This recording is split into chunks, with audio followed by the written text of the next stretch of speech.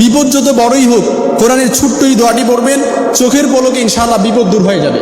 যেন তেন কোনো কথা নয়, কোরআনের ফর্মুলা ইনশাআল্লাহ আজিজ। যত বড় বিপদই হোক না কেন, এই ছোট্ট দোয়াটি পড়বেন ইখলাসের সাথে, একেবারে চোখের পলকে আল্লাহ তাআলা বিপদ দূর করে দিবে, গায়েবী সাহায্য পাবেন ইনশাআল্লাহ আজিজ। আল্লাহ তাআলা কোরআন আল কারীমে এই ছোট্ট দোয়াটি লিপিবদ্ধ করে দিয়েছেন সূরাতুল আম্বিয়ার মধ্যে। আপনি যদি একটু লক্ষ্য করেন, সাইয়েদানা ইউনূস আলাইহিস সালামকে আল্লাহ তাআলা বিপদের মধ্যে যখন সে পড়েছিল, 3 অন্ধকার, এক তো মাছের পেটের ভিতরে আছে, আরেক হচ্ছে সমুদ্রের নিচের অন্ধকার, মাছের পেটের নিচের অন্ধকার, আবার কি সাইয়েদানা ইউনূস আলাইহিস সালাম যে অন্ধকারের ভেতরে ছিলেন, আবার রাতের অন্ধকার, অর্থাৎ রাত্রিবেলা পড়েছিলেন, রাতের অন্ধকার। ওই বিপদের মধ্যেও সাইয়েদানা ইউনূস আলাইহিস সালাম আল্লাহর কাছে আক্ষেপ করে দোয়াটা পড়েছিলেন, লা ইলাহা ইল্লা আনতা সুবহানাকা ইন্নী কুনতু মিনাজ জালিমিন। আল্লাহ তাআলা তাকে বিপদ থেকে হেফাজত করেছিলেন। আবার সাইয়েদানা ইব্রাহিম আলাইহিস সালামকে যখন আগুনে নিক্ষেপ করা হয়, তখন জিবরাইল আলাইহিস সালাম তাকে এসে বলেন, আপনার কোনো প্রয়োজন আছে কি?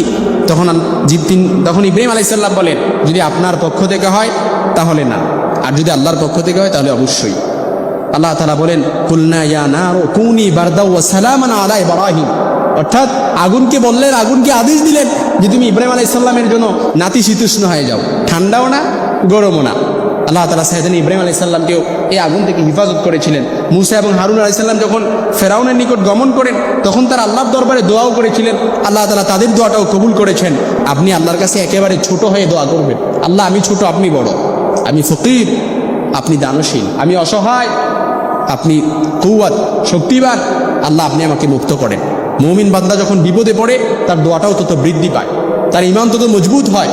এজন্য সূরাতুল আম্বিয়ার মধ্যে আল্লাহ তাআলা এই দোয়াটা লিপিবদ্ধ করে দিয়েছেন, একেবারে সহজ দোয়াটা। আমরা যদি আল্লাহ তাআলার কাছে যখনই বিপদে পড়বো, এই দোয়াটা যদি পড়তে পারি, আল্লাহ তাআলা ইনশাআল্লাহ আমাদের বিপদ দূরীভূত করে দিবে ইনশাআল্লাহ আজিজ। দোয়াটা একেবারে সহজ, আপনি এই দোয়াটা পড়বেন, আন্নী মাসানিয়াদ দুররু ওয়া আনতা আরহামুর রাহিমিন। এই দোয়াটা বেশি বেশি পড়বেন ইনশাআল্লাহ, আন্নী মাসানিয়াদ দুররু ওয়া আনতা আরহামুর রাহিমিন। আল্লাহকে বলতেছেন, আল্লাহ আমি দুঃখ কষ্টে পতিত হয়েছি, আপনি দয়াবানদের চাইতেও সর্বশ্রেষ্ঠ দয়াবান। পৃথিবীর যত দয়াবান আছে আল্লাহ, তার চাইতে সর্বশ্রেষ্ঠ দয়াবান আপনি। পৃথিবীর যত শক্তিশালী ব্যক্তি আছে, তার চাইতেও সর্বশ্রেষ্ঠ শক্তিবান হচ্ছে আপনি। আল্লাহ আপনি মহান, আপনি করুণাময়, আপনি অসীম দয়ালু, আপনি সসীম না। আল্লাহ আপনি আমাকে দেন, আপনি আমাকে বিপদ থেকে হেফাজত করেন, আপনি আমার দোয়া কবুল করে নেন। এইভাবে আল্লাহ তাআলার কাছে বললেন। আল্লাহ তাআলার কাছে যখন এই দোয়াটা পড়বেন, আন্নী মাসানিয়াদ দুররু ওয়া আনতা খায়রুর রাহিমিন, আপনি যখন এই দোয়াটা পড়বেন, আনতা আরহামুর রাহিমিন, এই দোয়াটা যখন আল্লাহ তাআলার কাছে বেশি বেশি করে বলবেন, ইনশাআল্লাহ আল্লাহ তাআলার দোয়াটা অবশ্যই আল্লাহ তাআলা আপনার দোয়াটা কবুল করবে, একেবারে চোখের পলকে গায়েবী সাহায্য পাবেন। মুস্তাজাবুদ দাওয়ার মতো আল্লাহ তাআলা আপনার দোয়াটা কবুল করে নেবে।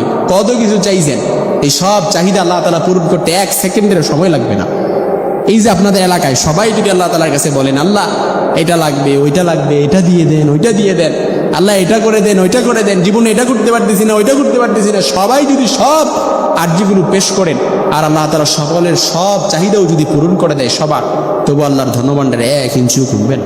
সুবহানাল্লাহ। ওয়ান্না ওয়ালাকুম ওয়া আখিরাকুম ওয়া ইনসাকুম ওয়া জিন্নাকুম, বনি আদমের সব সন্তানগুলোকে যদি আল্লাহ সকলের সব চাহিদাও পূরণ করে দেয়, তবু আল্লাহ তাআলার ধনভাণ্ডারে 1 ইঞ্চিও কমবে না। তা আল্লাহর ধনভাণ্ডারে চাইতে আপনার সমস্যা কি?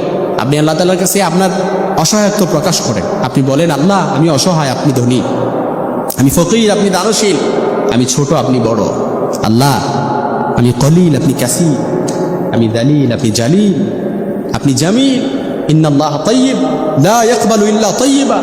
আল্লাহ নিজে পবিত্র, পবিত্র কোনো জিনিস ছাড়া আল্লাহ তাআলা কবুল করে না। এই জন্য একেবারে অ্যাকনোলেজমেন্ট, খালেসভাবে হারাম থেকে বর্জন করে, হারাম বর্জন করে, হারাম কোনো জিনিস না খেয়ে আল্লাহ তাআলার কাছে বলেন, আল্লাহ অবশ্যই কবুল করবে ইনশাআল্লাহ আজিজ।